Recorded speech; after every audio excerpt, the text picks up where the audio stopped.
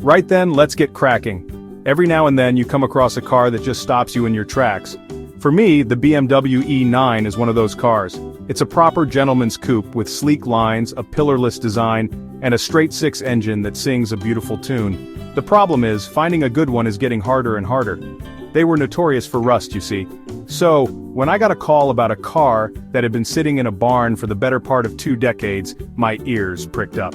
I knew it would be a massive project, but the chance to save one of these beauties was just too good to pass up. It was a proper barn find, covered in dust and forgotten by time. When I first laid eyes on her, I'll admit my heart sank a little bit. She was looking very sorry for herself. The paint, once a glorious Polaris silver, was now a patchwork of faded color, surface rust, and bare metal.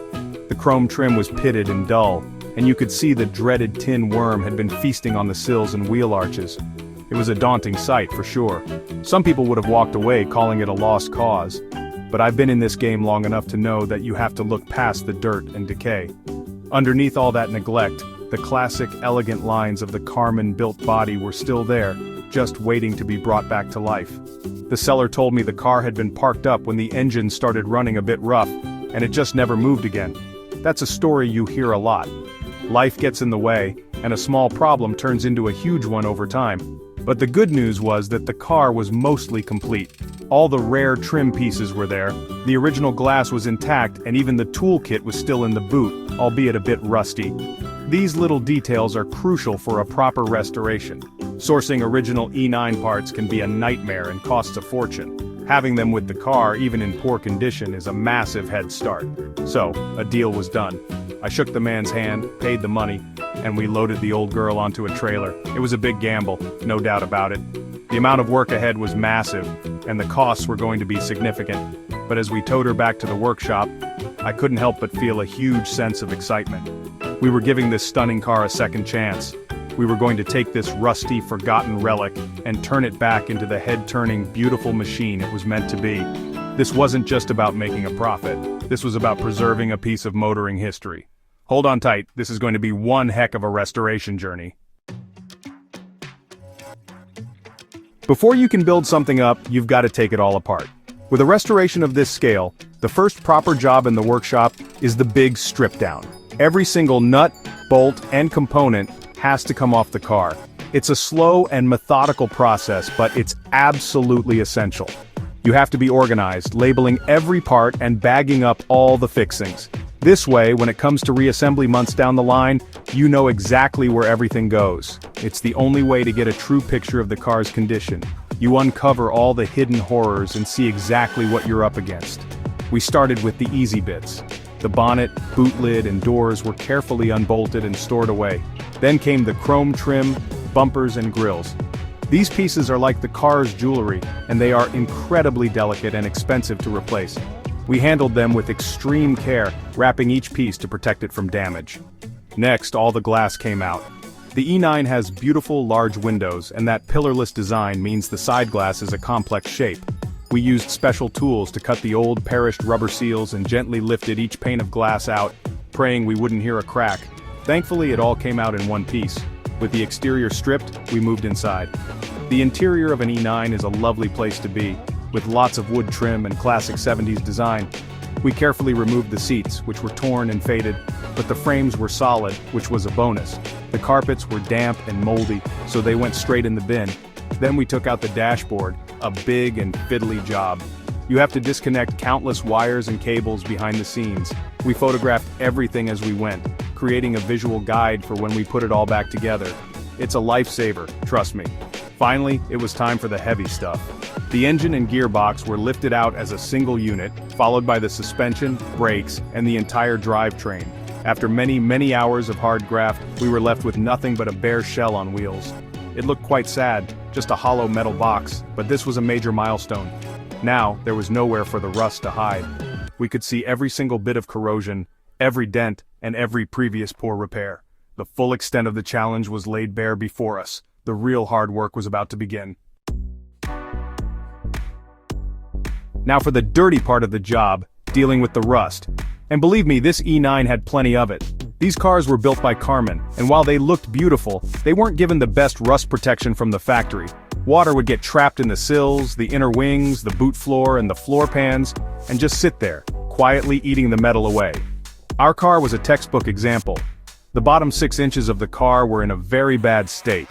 The only way to fix this properly is to cut out all the rotten metal and weld in fresh steel. There are no shortcuts here. If you just cover it up, the rust will come back with a vengeance. The first step was to get the bare shell mounted on a rotisserie. This is a brilliant piece of kit that lets you turn the car completely upside down so you can get to every nook and cranny. With the car on its side, we could properly inspect the underside. It wasn't a pretty sight. The floor pans looked like a slice of Swiss cheese and the sills crumbled when you poked them. So, with grinders and cutting discs at the ready, the team started the surgery.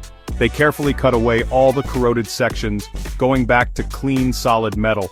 It's a shocking process to watch, as big chunks of the car are removed, leaving gaping holes.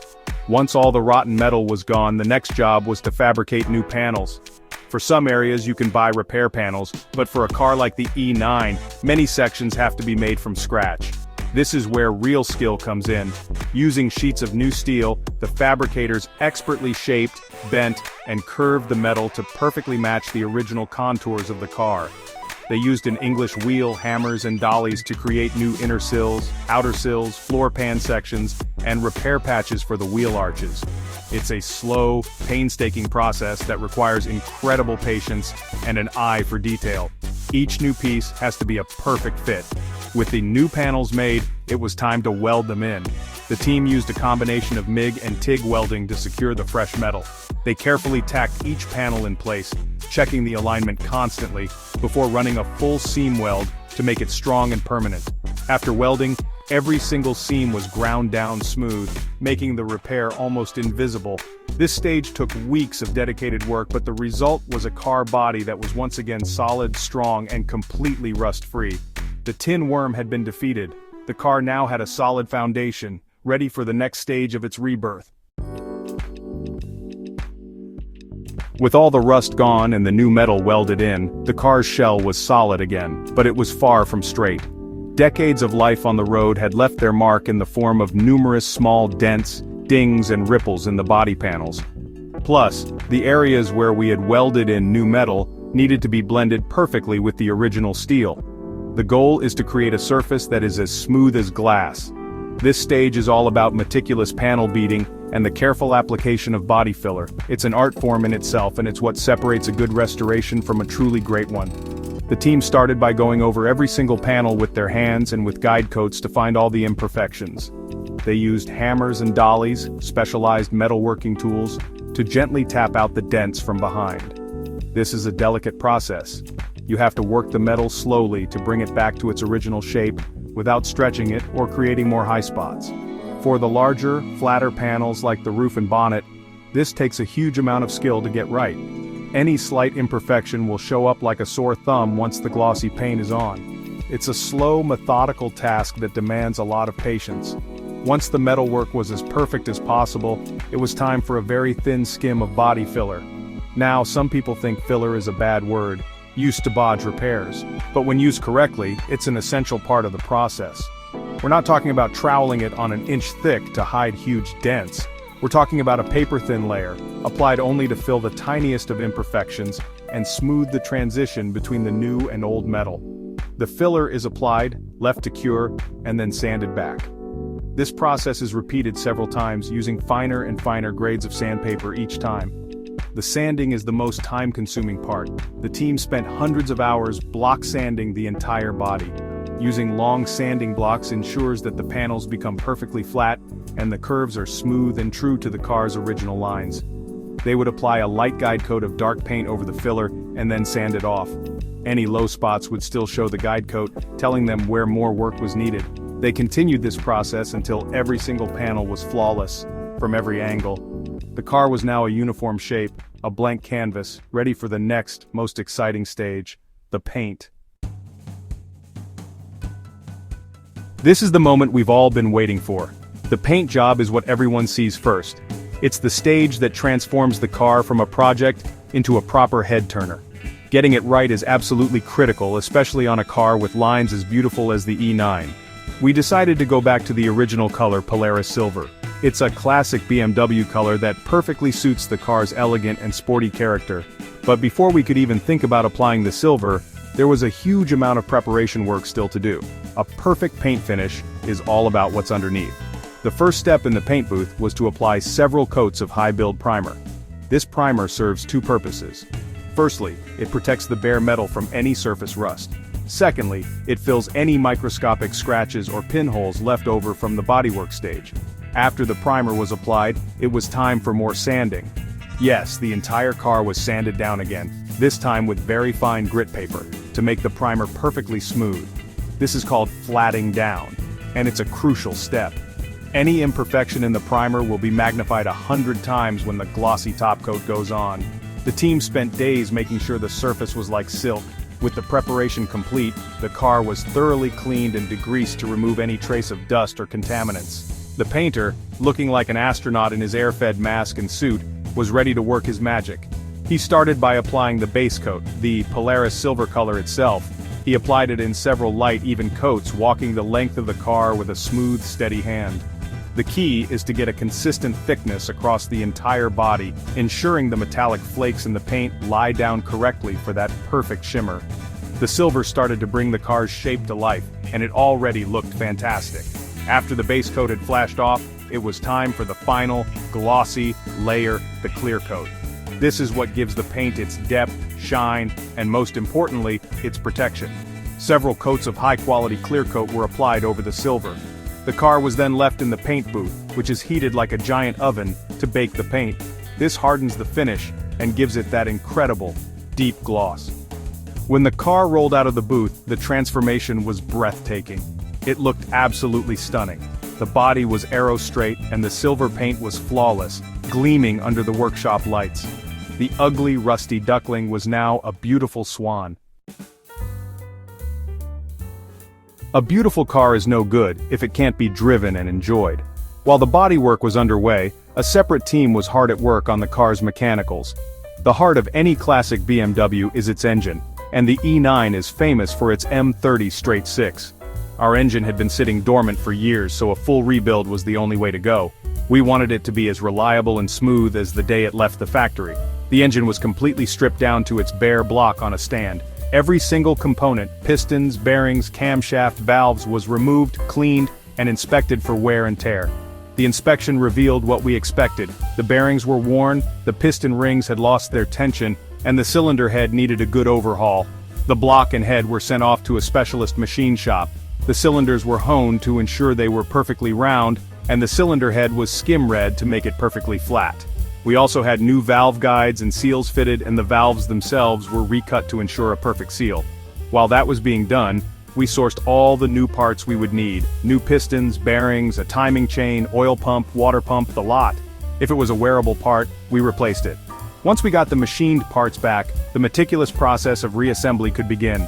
Building an engine is like performing surgery. Cleanliness is everything. The workshop was spotless as the mechanic carefully fitted the new crankshaft bearings and torqued them down to the exact manufacturer specifications. The new pistons and rings were then installed, followed by the rebuilt cylinder head with its new gasket. The camshaft was fitted and the valve timing was set with precision.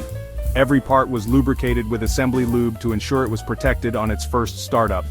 Finally, all the ancillaries, the alternator, starter motor, and carburetors, were rebuilt and bolted on. The finished engine looked fantastic, a real work of art. It wasn't just the engine that got this treatment. Every mechanical component on the car was either rebuilt or replaced. The gearbox was stripped and given new synchros and bearings. The differential was overhauled. The entire suspension system was renewed with new bushings, ball joints, and shock absorbers. The brakes were completely replaced from the master cylinder to the calipers and brake lines. The goal was to make the car drive as well as it looked. By the time the team was finished, we had a complete, fully rebuilt rolling chassis, ready and waiting for that beautiful body shell to be lowered back on. The car was going to be brand new from the inside out. With the outside of the car looking factory fresh and the mechanicals fully rebuilt, it was time to turn our attention to the inside. The interior of a car is where the driver spends all their time, so it has to be just right. The original cabin of our E9 was in a terrible state after years of neglect. The leather was cracked and torn, the carpets were ruined, and the wood trim was faded and peeling. Our mission was to restore it to its former glory, making it a luxurious and comfortable place to be, while keeping it as original as possible. We wanted to recapture that classy 1970s executive feel. The first job was to tackle the seats. The original frames were solid, which was great news, so we stripped them down to the bare metal. They were then sandblasted and painted to protect them from future rust. We sent the old, torn leather covers to a specialist trimmer to use as a template. They sourced high-quality leather in the original navy blue color and stitched up a brand new set of covers, perfectly replicating the factory pattern. New foam padding was also cut to shape to ensure the seats would be comfortable and supportive. Carefully fitting the new covers over the restored frames, the seats were transformed. They looked and felt brand new. Next on the list was the woodwork. The E9 has lovely wooden trim on the dashboard and door panels, but ours had suffered badly from sun and moisture damage. The veneer was cracked, and the lacquer had turned yellow and peeled off.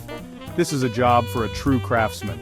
We carefully removed all the wood pieces and sent them to a specialist in wood restoration.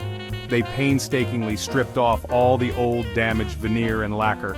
Then, they applied new, book-matched wood veneer and finished it with multiple coats of clear lacquer, polishing between each coat. The results were incredible. The wood had a deep, rich grain and a mirror-like shine. With the major components sorted, it was time to put the cabin back together. We started by installing a full sound-deadening kit on the floor, which makes the car much quieter and more refined to drive. Then, a brand new molded carpet set in the correct blue was fitted. The restored dashboard, complete with its gleaming wood trim and refurbished instruments, was carefully installed. The new headlining went in next, followed by the door panels, which had also been retrimmed. Finally, the beautiful, newly upholstered seats were bolted into place. The interior was complete and it looked absolutely stunning. It was a cabin fit for a king. This is the most rewarding stage of any restoration. After months of hard work on separate components, it's finally time to bring everything together. The final assembly is where the collection of beautifully restored parts finally becomes a car again. It's a hugely exciting time, but it requires immense care and attention to detail. Every part is now either brand new or perfectly restored, and the last thing you want is to scratch that flawless paint or damage a piece of delicate trim. It's a slow and steady process, putting the jigsaw puzzle back together. The first major step was the marriage of the body and the mechanicals. The gleaming painted shell was carefully lowered from the lift onto the fully assembled rolling chassis, which held the engine, gearbox, and suspension. With gentle guidance, the two halves came together, and the main mounting bolts were tightened. It was a landmark moment. For the first time in months, the E9 looked like a complete car. From there, the team started connecting everything up. The wiring harness, which had been checked and repaired, was painstakingly routed through the car. Brake lines, fuel lines, and the new exhaust system were all fitted. Next, we moved on to the exterior finishing touches. All the chrome trim, which had been sent away to be professionally replated, was now ready to go on. This is a nerve-wracking job. Each piece of shiny trim had to be carefully fitted against the fresh paintwork. The team used masking tape to protect the paint and gently clipped and screwed each piece into place. The bumpers, grills, and badges were all installed, and the car's identity started to shine through. Then came the glass. New rubber seals were fitted, and the original polished glass was carefully installed, bringing the cabin to life. The final pieces of the puzzle were the wheels and the interior details. The original alloy wheels had been professionally refurbished and diamond cut, then fitted with brand new period-correct tires. They were bolted onto the car, and for the first time, it stood on its own 4 feet, looking absolutely perfect. Inside, the steering wheel was fitted, the gear knob was screwed on, and all the final little bits of trim were clipped into place. After hundreds of hours of work, the car was finally whole again. All that was left was to turn the key and see if all our hard work had paid off. The moment of truth had arrived. After an epic journey of restoration, from a rusty wreck to a gleaming masterpiece, it was time to fire her up for the first time. The fuel tank was filled with fresh petrol, the oil and coolant levels were checked, and a new battery was connected. I climbed into the driver's seat, surrounded by the smell of new leather and carpet. I turned the key, the fuel pump whirred into life, and with a couple of prods on the accelerator to prime the carbs, I turned the key to start. The engine turned over a couple of times and then, with a glorious bark, the M30 Straight 6 roared into life. It settled into a perfect, smooth idle, a sound we hadn't heard from this car in decades. We let the engine warm up, checking for any leaks and making sure all the gauges were reading correctly. Everything was perfect. We took the car for its first test drive and it was a revelation. It drove like a brand new car. The engine pulled strongly through the gears, the suspension was smooth and composed, and the brakes were sharp and effective. It was tight, responsive, and rattle-free. The feeling of driving a car that you have poured so much blood, sweat, and tears into is indescribable. It's a mixture of relief, pride, and pure joy. All the long hours and massive expense had been completely worth it. Looking at the finished car, it's hard to believe it's the same one we dragged out of that dusty barn. Every single inch of it is perfect. The Polaris silver paint has a shine so deep you feel you could dive into it. The chrome sparkles, the interior is immaculate, and the engine bay is clean enough to eat your dinner off. We achieved our goal of preserving its originality. It looks exactly as it would have done in a BMW showroom back in the 1970s, right down to the last nut and bolt. We didn't modernize it or modify it, we respected its history and brought it back to its authentic best. This restoration was a massive undertaking, but seeing the final result makes it all worthwhile. We've saved a rare and beautiful car from being lost forever. We've given it a new lease of life, ready for another 50 years on the road. This BMW E9 is more than just a car, it's a rolling piece of art, a symbol of a golden era of motoring. And now, thanks to a lot of hard work from a dedicated team, it's ready to be driven, enjoyed, and cherished by a new owner. It's a proper stunner, and I'm chuffed to bits with how it's turned out. What a motor.